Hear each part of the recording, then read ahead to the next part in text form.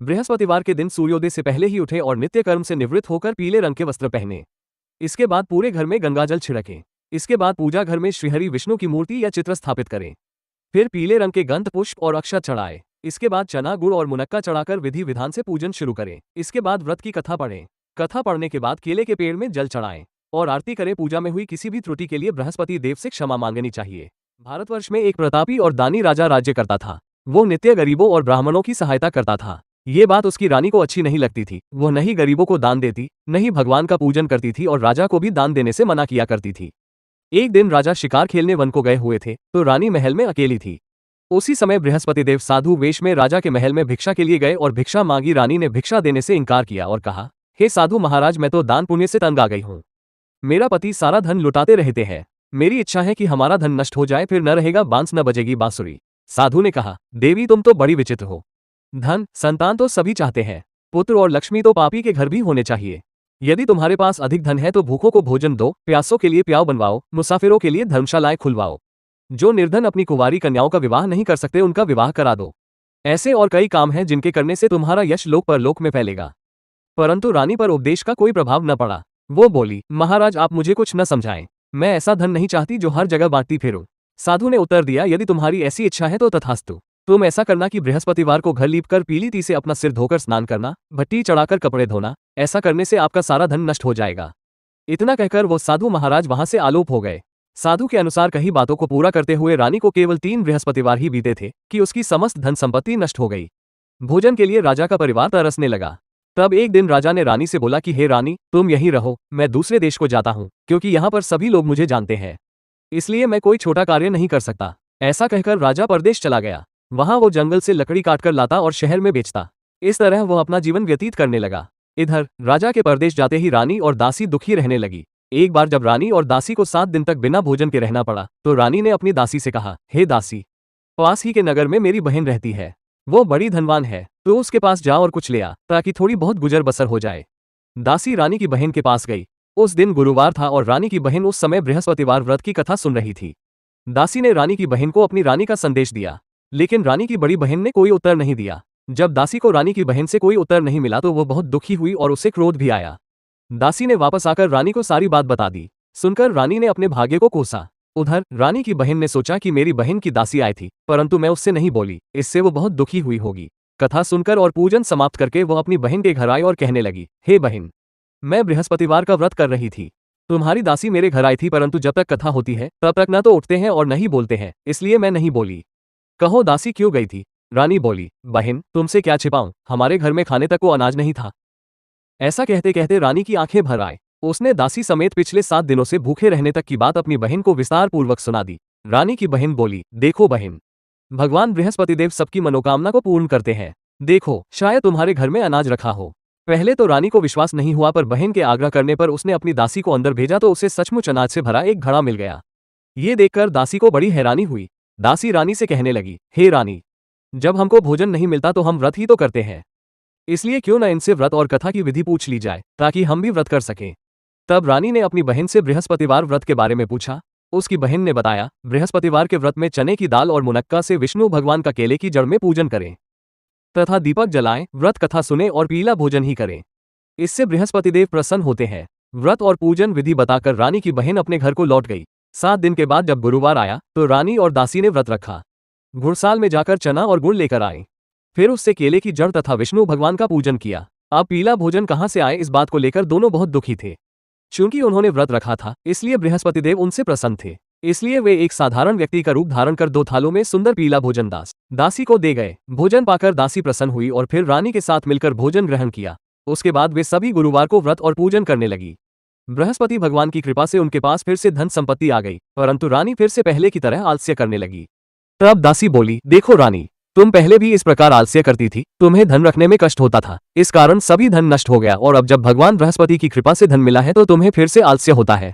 रानी को समझाते हुए दासी कहती है कि बड़ी मुसीबतों के बाद हमने ये धन पाया है, इसलिए हमें दान पुण्य करना चाहिए, भूखे मनुष्यों को भोजन कराना चाहिए और धन को शुभ कार्यों में खर्च करना चाहिए, जिससे तुम्हारे कुल का यश बढ़ेगा, स्वर्ग की प्राप्ति होगी और पितृ प्रसन्न होंगे। दासी की बात मानकर रानी अपना धन शुभ कार्यों में खर्च करने लगी, जिससे पूरे नगर में उसका यश फैलने लगा। एक दिन राजा दुखी होकर जंगल में एक पेड़ के नीचे आसन जमाकर बैठ गया। वो अपनी दशा को याद करके व्याकुल होने लगा। बृहस्पतिवार का दिन था। एकाएक उसने देखा कि निर्जन वन में एक साधु प्रकट हुए। वो साधु वेश में स्वयं बृहस्पति देवता थे। लकड़हारे के सामने आकर बोले, हे लकड़हारे, इस सुनसान जंगल में तू चिंता मग्न क्यों बैठा है? लकड़हारे ने दोनों हाथ जोड़कर प्रणाम किया और उत्तर दिया, महात्मा जी, आप सब कुछ जानते हैं, मैं क्या कहूँ। ये कहकर रोने लगा और साधु को अपनी आत्मकथा सुनाई। महात्मा जी ने कहा, तुम्हारी स्त्री ने बृहस्पति के दिन बृहस्पति भगवान का निरादर किया है, जिसके कारण रुष्ट होकर उन्होंने तुम्हारी ये दशा कर दी। अब तुम चिंता को दूर करके मेरे कहने पर चलो तो तुम्हारे सब कष्ट दूर हो जाएंगे और भगवान पहले से भी अधिक संपत्ति देंगे। तुम बृहस्पति के दिन कथा किया करो। 2 पैसे के चने मुनक्का लाकर उसका प्रसाद बनाओ और शुद्ध जल से लोटे में शक्कर मिलाकर अमृत तैयार करो। कथा के पश्चात अपने सारे परिवार और सुनने वाले प्रेमियों में अमृत व प्रसाद बांटकर आप भी ग्रहण करो। ऐसा करने से भगवान तुम्हारी सब मनोकामनाएं पूरी करेंगे। साधु के ऐसे वचन सुनकर लकड़हारा बोला, हे प्रभु, मुझे लकड़ी बेचकर इतना पैसा नहीं मिलता जिससे भोजन के उपरांत कुछ बचा सकूं। मैंने रात्रि में अपनी स्त्री को व्याकुल देखा है। मेरे पास कुछ भी नहीं जिससे मैं उसकी खबर मंगा सकूं। साधु ने कहा, हे लकड़हारे, तुम किसी बात की चिंता मत करो। बृहस्पति के दिन तुम रोजाना की तरह लकड़ियां लेकर शहर को जाओ।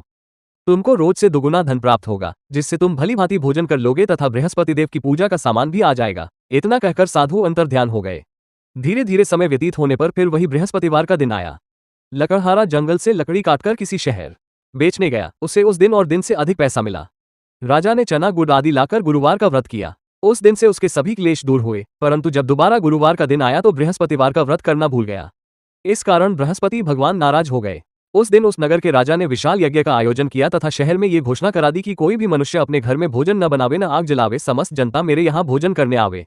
इस आज्ञा को जो न मानेगा उसे फांसी की सजा दी जाएगी।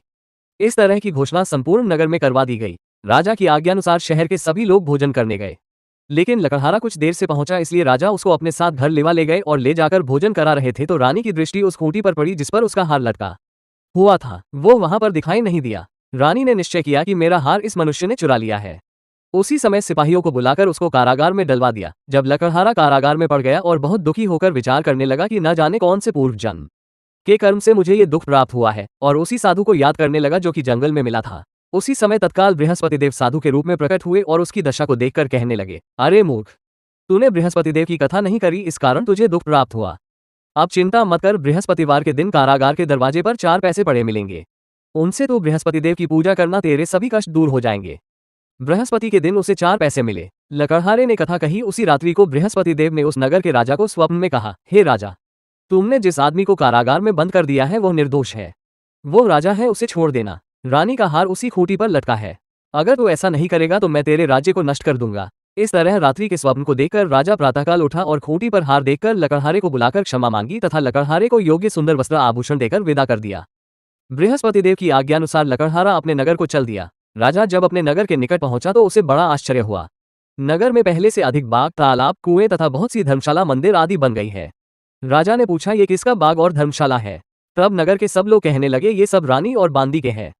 तो राजा को आश्चर्य हुआ और गुस्सा भी आया। जब रानी ने ये खबर सुनी कि राजा आ रहे हैं तो उन्होंने बांदी से कहा कि हे दासी, देख राजा हमको कितनी बुरी हालत में छोड़ गए थे। हमारी ऐसी हालत देखकर वो लौट न जाएं, इसलिए तो दरवाजे पर खड़ी हो जा। आज्ञानुसार दासी दरवाजे पर खड़ी हो गई। राजा आए तो उन्हें अपने साथ लेवा लाए। तब राजा ने क्रोध करके अपनी रानी से पूछा कि यह धन तुम्हें कैसे प्राप्त हुआ है? तब उन्होंने कहा, हमें ये सब धन बृहस्पति देव के इस व्रत के प्रभाव से प्राप्त हुआ है। राजा ने निश्चय किया कि 7 रोज बाद तो सभी बृहस्पति देव का पूजन करते हैं, परंतु मैं प्रतिदिन दिन में 3 बार कहानी तथा रोज व्रत किया करूंगा। अब हर समय राजा के दुपट्टे में चने की दाल बधी रहती तथा दिन में 3 बार कहानी कहता। एक रोज राजा ने विचार किया कि चलो अपनी बहन के यहाँ हो आवे। इस तरह निश्चय कर राजा घोड़े पर सवार हो अपनी बहन के यहाँ को चलने लगा। मार्ग में उसने देखा कि कुछ आदमी एक मुर्दे को लिए जा रहे हैं। उन्हें रोककर राजा कहने लगा, अरे भाइयों, मेरी बृहस्पति देव की कथा सुन लो। वे बोले, लो, हमारा तो आदमी मर गया है, इसको अपनी कथा की पड़ी है। परंतु कुछ आदमी बोले, अच्छा कहो, हम तुम्हारी कथा भी सुनेंगे। राजा ने दाल निकाली और जब कथा आधी हुई थी कि मुर्दा हिलने लग गया, और जब कथा समाप्त हो गई तो राम राम करके मनुष्य उठकर खड़ा हो गया। आगे मार्ग में उसे एक किसान खेत में हल चलाता मिला। राजा ने उसे देख और उससे बोले, अरे भैया, तुम मेरी बृहस्पतिवार की कथा सुन लो। किसान बोला, जब तक मैं तेरी कथा सुनूंगा तब तक 4 हरया जोत लूंगा। जा अपनी कथा किसी और को सुनाना। इस तरह राजा आगे चलने लगा। राजा के हटते ही बैल पछाड़ खाकर गिर गए तथा किसान के पेट में बड़ी जोर का दर्द होने लगा। उस समय उसकी माँ रोटी लेकर आए। उसने जब ये देखा तो अपने पुत्र से सब हाल पूछा और बेटे ने सभी हाल कह दिया। तो बुढ़िया दौड़ी दौड़ी उस घुड़सवार के पास गई और उससे बोली कि मैं तेरी कथा सुनूंगी, तो अपनी कथा मेरे खेत पर चलकर ही कहना। राजा ने बुढ़िया के खेत पर जाकर कथा कही, जिसके सुनते ही वो बैल उठ खड़ हुए तथा किसान के पेट का दर्द भी बंद हो गया। राजा अपनी बहन के घर पहुंचा। बहन ने भाई की खूब मेहमानी की। दूसरे रोज प्रातःकाल राजा जगा तो वो देखने लगा कि सब लोग भोजन कर रहे हैं। राजा ने अपनी बहन से कहा, ऐसा कोई मनुष्य है जिसने भोजन नहीं किया हो, मेरी बृहस्पतिवार की कथा सुन ले। बहन बोली, हे भैया, ये देश ऐसा ही है कि पहले यहाँ लोग भोजन करते हैं, बाद में अन्य काम करते हैं। अगर कोई पड़ोस में हो तो देख आऊं। वो ऐसा कहकर देखने चली गई, परंतु उसे कोई ऐसा व्यक्ति नहीं मिला जिसने भोजन न किया हो। अतः वह एक कुम्हार के घर गई जिसका लड़का बीमार था। उसे मालूम हुआ कि उनके यहाँ 3 रोज से किसी ने भोजन नहीं किया है। रानी ने अपने भाई की कथा सुनने के लिए कुम्हार से कहा। वो तैयार हो गया। राजा ने जाकर बृहस्पतिवार की कथा कही, जिसको सुनकर उसका लड़का ठीक हो गया। अब तो राजा की प्रशंसा होने लगी। एक रोज राजा ने अपनी बहन से कहा कि हे बहन, हम अपने घर को जाएंगे, तुम भी तैयार हो जाओ। राजा की बहन ने अपनी सास से कहा। सास ने कहा, हाँ चली जा, परंतु अपने लड़कों को मत ले जाना, क्योंकि तेरे भाई के कोई औलाद नहीं है। बहन ने अपने भैया से कहा, हे भैया, मैं तो चलूंगी पर कोई बालक नहीं जाएगा। राजा बोला, जब कोई बालक नहीं चलेगा तब तुम ही क्या करोगी। बड़े दुखी मन से राजा अपने नगर को लौट आया। राजा ने अपनी रानी से कहा, हम निरवंशी हैं, हमारा मुंह देखने का धर्म नहीं है और कुछ भोजन आदि नहीं किया। रानी बोली, हे प्रभु, बृहस्पतिदेव ने हमें सब कुछ दिया है, वो हमें औलाद अवश्य देंगे। उसी रात को बृहस्पतिदेव ने राजा से स्वप्न में कहा, हे राजा उठ, सभी सोच त्याग दे, तेरी रानी गर्भ से है। राजा की यह बात सुनकर बड़ी खुशी हुई। 9वें महीने में उसके गर्भ से एक सुंदर पुत्र पैदा हुआ। तब राजा बोला, हे रानी, स्त्री बिना भोजन के रह सकती है, पर बिना कहे नहीं रह सकती। जब मेरी बहन आवे तो मुझसे कुछ कहना मत। रानी ने सुनकर हाँ कर दिया। जब राजा की बहन ने ये शुभ समाचार सुना तो वह बहुत खुश हुई तथा बधाई लेकर अपने भाई के यहाँ आए। तभी रानी ने कहा, घोड़ा चढ़कर तो नहीं आए, गधा चढ़ी आए। राजा की बहन बोली, भाभी, मैं इस प्रकार न कहती तो तुम्हें औलाद कैसे मिलती। बृहस्पतिदेव ऐसे ही है, जैसी जिसके मन में कामनाएं हैं सभी को पूर्ण करते हैं जो सद्भावनापूर्वक। बृहस्पतिदेव ऐसे ही है, जैसी जिसके मन में कामनाएं हैं सभी को पूर्ण करते हैं जो सद्भावनापूर्वक बृहस्पतिवार का व्रत करता है एवं कथा पढ़ता है अथवा सुनता है, दूसरों को सुनाता है। बृहस्पतिदेव उसकी सभी मनोकामना पूर्ण करते हैं।